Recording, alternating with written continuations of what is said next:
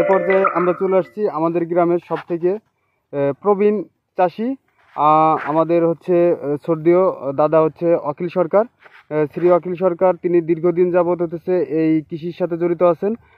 তিনি প্রত্যেক বছরই পেঁয়াজ চাষ করে থাকেন। তো এ পর্যায়ে আমরা হচ্ছে বরাবরই আমরা সবাই নবীনদের সাথেই আপনাদেরকে পরিচয় করে দিয়েছিলাম।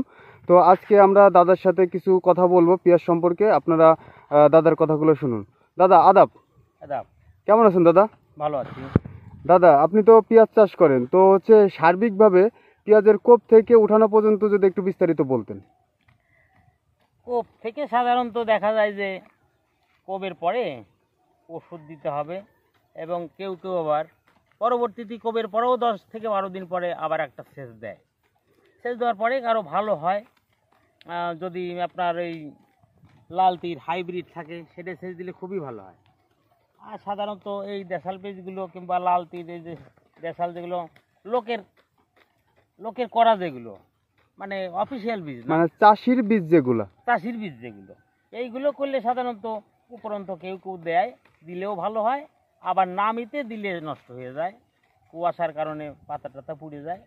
এক্ষেত্রে আমার অভিজ্ঞতায় মোটামুটি যতদূর দেখছি আগর পেস্টটা লাগালেই পৌষ মাসের যদি মাঝামাঝি প্রথম থেকে মাঝামাঝি পর্যন্ত লাগালে সেটাই আগুর হয়। এই পেস্টটাই সাধারণত ফলন হওয়া সম্ভব। আর নামিতে লাগাইলে আবহাওয়ার কারণে ভালো হতে পারে, সেটা হলো কোরালার খেলা। এই ব্যাপারে আমি যতটুকু জানি বললাম। দাদা এই যে আমরা তো এখন কুবাচ্ছি, মোটামুটি হতেছে আমাদের পৌষের 18 তারিখে এই পেঁয়াজটা লাগানো হয়েছে। তো এইখানে আমরা বেসিক্যালি কয়টা স্প্রে দেবো?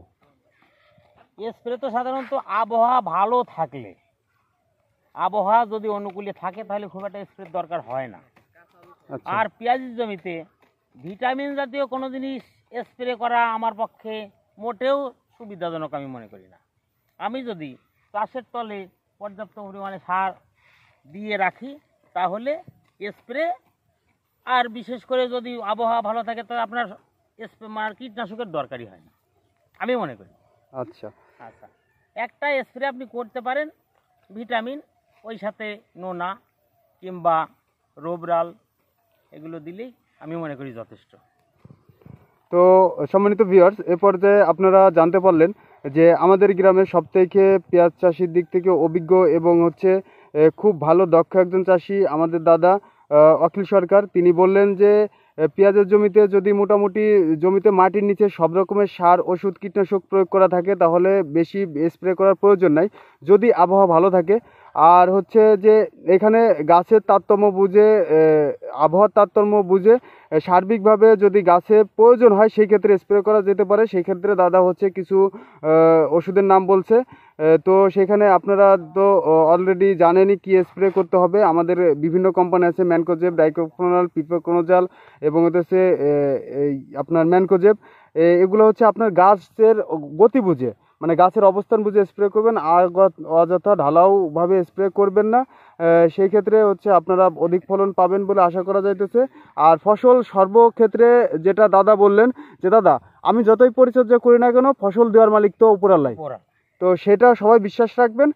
আজকের মতো এ পর্যন্তই। সে পর্যন্ত সকলে ভালো থাকবেন। পরবর্তী ভিডিও আসার আগ পর্যন্ত আসসালামু আলাইকুম।